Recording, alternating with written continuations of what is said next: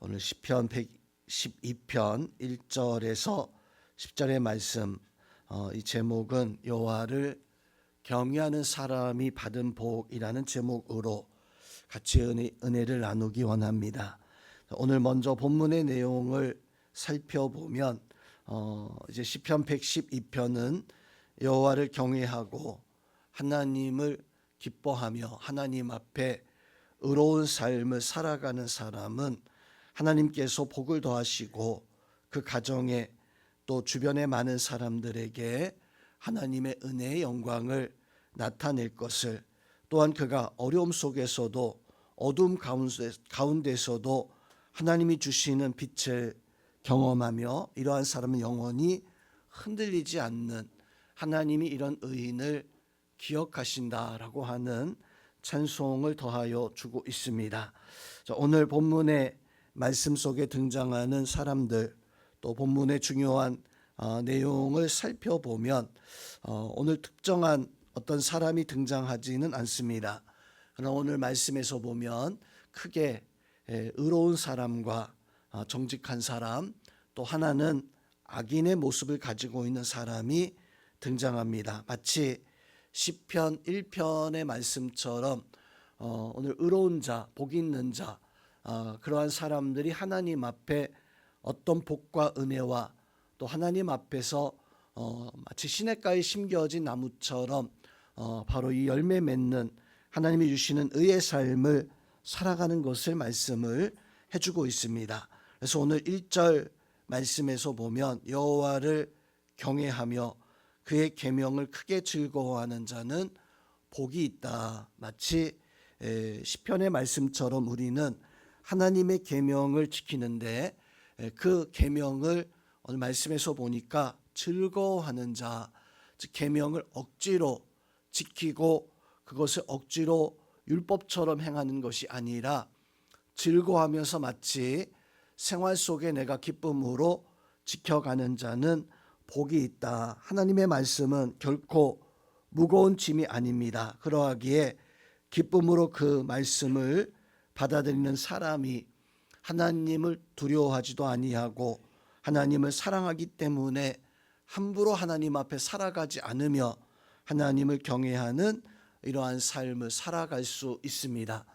반대로 악인은 이제 하나님의 어떤 은혜를 보고 살아가지 못하고 이제 선한 자, 의인을 바라보면서 오히려 이제 미워하고 시기하며 오히려 한탄하고 이를 가는 이런 모습을 가지고 있을 것이다 라고 이렇게 말씀해 주고 있습니다. 자, 그러면 오늘 말씀 속에서 하나님이 의인에게, 복 있는 자에게 주는 영적 은혜와 그 교훈이 무엇일까요? 첫 번째로 복된 삶의 시작은 여호와 하나님을 경외하는 것에서부터 시작되어진다. 자, 오늘 1절에서 할렐루야라고 이렇게 찬양합니다. 이 시편 기자는 하나님을 가장 먼저 부를 때, 찬양할 때 할렐루야라고 하는 것은 하나님 앞에 감사하며 백성들이 부르는 가장 놀라운 찬송 가운데 한 가지입니다. 바로 이렇게 의인은 그 복된 삶을 살아가는 그 이유가 무엇인가 하면 바로 하나님을 찬양하고 하나님을 기뻐하는 모습을 가지고 있을 때, 즉 여호와 하나님을 경외하는 그 삶이 나의 중심에 있을 때 하나님의 마음을, 하나님의 말씀을 높이고 내 감정, 내 생각보다 하나님의 뜻을 따라서 살아갈 수 있고, 그래서 그의 계명을 즐거워하면서 지킬 수 있다. 자, 우리는 여호와 하나님의 말씀 앞에 살아갈 때, 그 말씀을 지킬 때 힘들고 어렵게 지키지 않아야 돼요. 오늘 시편 기자처럼 즐거워하는 마음으로 내가 이 말씀에 오늘도 지키고 승리했다라고 하는 이 말씀 통해서 내가 하나님께 영광을 돌릴 수 있다라고 하는 이런 마음으로 우리가 살아갈 수 있는 그런 은혜와 역사가 있어야 됩니다. 더 나아가서 오늘 말씀에서 보니까 두 번째로 의인은 바로 흑암 중에서도 어둠 속에서도 빛을 경험한다. 4절 말씀에서 보니까 정직한 자들에게는 흑암 중에 빛이 일어나나니라고 이렇게 말씀을 해주고 있습니다. 자, 하나님을 경외하고 말씀 속에 살아가는, 하나님 앞에 시냇가에 심겨진 나무와 같은 그 나무가 사시사철 평안함만이, 사시사철 아무런 문제 없이 그렇게 살아가는 것이 아닙니다. 때로는 비바람이 불기도 하고 때로는 홍수가 나기도 하지만 뿌리가 여호와 하나님 앞에 잘 박혀 있기 때문에 이 모든 것들을 이겨낼 수 있는 것인데, 자, 오늘 4절에서도 정직한 자들이 흑암 중에서, 즉 우리가 하나님 앞에 믿음으로 살고 말씀으로 살아가는 여호와 하나님을 경외하는 사람이라 할지라도 어둠이 찾아옵니다. 어떤 시련과 문제가 찾아올 수 있습니다.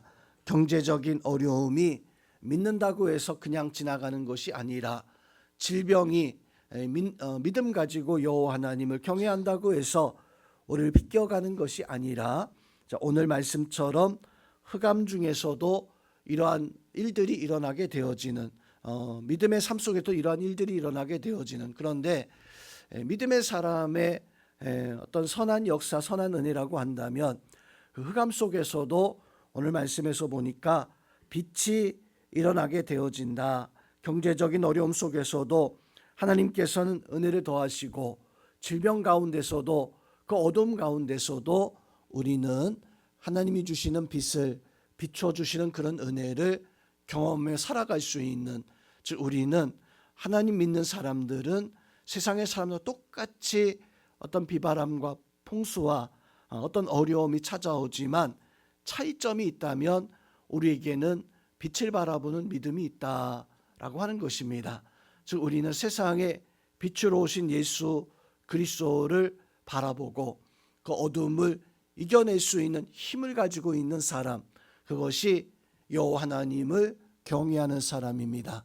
어리저리 우리 성도님들은 세상에 어떤 어려움이 나의 가정에 찾아온다 할지라도, 경제적인 문제, 질병의 문제가 찾아온다 할지라도 길이 보이지 않는 것이 아니라 그 가운데 빛을 비추시는 예수 그리스도의 그 영광의 빛을 보고 우리의 모든 어려움을 이겨나갈 수 있는, 그래서 종국에는 승리할 수 있는 그런 삶을 살아갈 수 있는, 그래서 우리의 신앙은 세상의 어떤 두려움을, 세상의 어떤 소문과 염려, 이러한 것들의 두려움 속에 살아가는 것이 아니라 하나님 말씀 붙잡고 현실보다 하나님을 바라보고 불안해하기보다 기도하기를 선택하고 하나님 앞에 마음을 정하였기에 결코 흔들리지 않는 이 삶을 살아가야 됩니다. 다시 넘어졌다 할지라도 일어날 수 있는 것이, 그것이 하나님을 경외하는 정직한 자의 삶인데, 우리가 하나님을 바라보고 하나님이 주시는 빛의 비춤을 받을 수 있는 그런 은혜가 있기를 주님의 이름으로 축원드립니다. 세 번째로 하나님을 경외하는 사람은 나누고 또 섬기는 삶을 살아가게 되어집니다.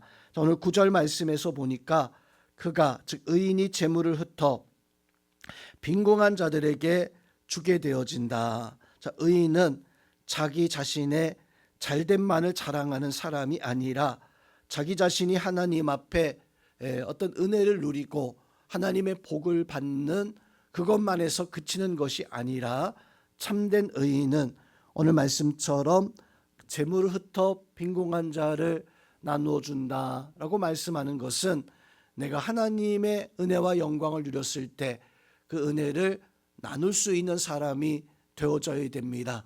내가 하나님 앞에 기쁨을 받았으면 그 기쁨을 고백하며 사람들에게 나눠줄 수 있는 그런 은혜가 있어야 되고, 내가 하나님 앞에 어떤 놀라운 역사가 있었을 때 간증과 고백과 이러한 걸 통해서 하나님의 은혜를 나눌 수 있는, 초대교회 성도들을 보니까 부한자는 자기 자신의 재물을 가난한 자들에게, 홀로 된 여자들에게, 고아들에게 교회에서 떡을 떼며 신령한 교제를 나눌 수 있도록, 그래서 가난한 자들이 함께 더불어서 기뻐하며 감사할 수 있는 참된 하나님의 은혜를 받은 사람은 그 받은 바 은혜를 나눠줄 수 있는 그런 사람들이, 그런 은혜가 있어야 됩니다. 오늘 이 자리에 있는 우리 성도님들은 하나님의 복을 받으시기 바랍니다. 그리고 그 복을 받아서 하나님 앞에 기뻐함으로 하나님의 이름을 드러낼 수 있는, 나누고 섬기는 삶을 살아가는 그런 은혜가 있어야 됩니다. 그 은혜가 우리 성도들 가운데 충만하기를 주님의 이름으로 축원드립니다. 자, 마지막으로 오늘 10절의 말씀에서 보면 악인은 이를 보고 한탄하며 이를 간다. 정직한 자, 의로운 자, 의인과 하나님 앞에 복을 받은 자와 악인의 차이점이 있다라고 한다면, 의인은 하나님 앞에 어떤 삶 속에서도 감사하며 영광 돌릴 수 있겠지만, 악인은 이를 보고 한탄하며 이를 간다. 자, 이 말씀에는 두 가지의 의미로 생각해 볼 수 있어요. 이를 보았다라고 하는 것은 의로운 자가 하나님의 영광을 누리고 하나님 앞에 구원받고 살아가는, 그래서 하나님 앞에 택함 받은 그 모습을 보고 이를 갈면서 분노하는, 화를 내는, 또 한 가지는 나 자신을 향하여서 그렇게 이를 가는 또 모습입니다. 예수님의 비유의 말씀 가운데서 보면 여러 가지의 비유 가운데 선한 자, 악한 자를 구분하시는 그 비유 가운데 특별히 열 처녀의 비유에서 보면 다섯 처녀는 마지막에 신랑과 함께 혼인잔치에 들어가지만 미련한 다섯 신부들은, 처녀들은 문 밖에 와서 문을 열어달라고 문을 두드리지만 결국에는 문이 닫히고 혼인잔치에 들어가지 못하고 그냥 쫓겨나서 이를 갈게 되어진다. 자, 그 말씀의 의미가 뭘까요? 그 말씀의 의미는 두 가지입니다. 한 가지는 그 잔치에 바로 청함받고 하는 그 사람들 보면서 화가 나는 그런 모습에서 어떤 이를 간다라고 하는 표현이 있고, 또 한 가지는 사실 그것이 더 강한 거예요. 내가 왜 그렇게 살지 못했을까?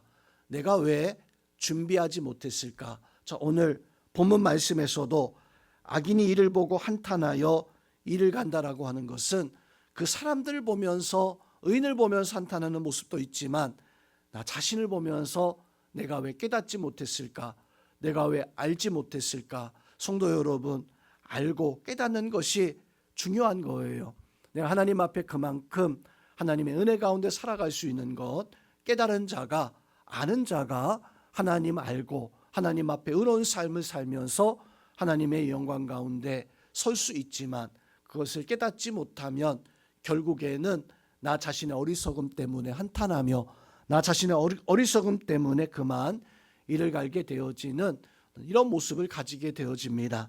우리 새벽의 시간, 우리 성도님들은 오늘 말씀 통해서 내가 하나님 앞에 의로운 자, 정직한 자, 복 있는 자가 되어져서 하나님의 은혜를 누리고, 또한 그 은혜 속에 모든 흑암 속에서도 이겨낼 수 있는 신앙, 또 주변에 많은 사람들에게 은혜를 나눠줄 수 있는, 그래서 악인의 모습 가지지 않는 하나님의 선한 자로, 의로운 자로 승리하는 성도님들 다 될 수 있기를 주님의 이름으로 축원드립니다. 하나님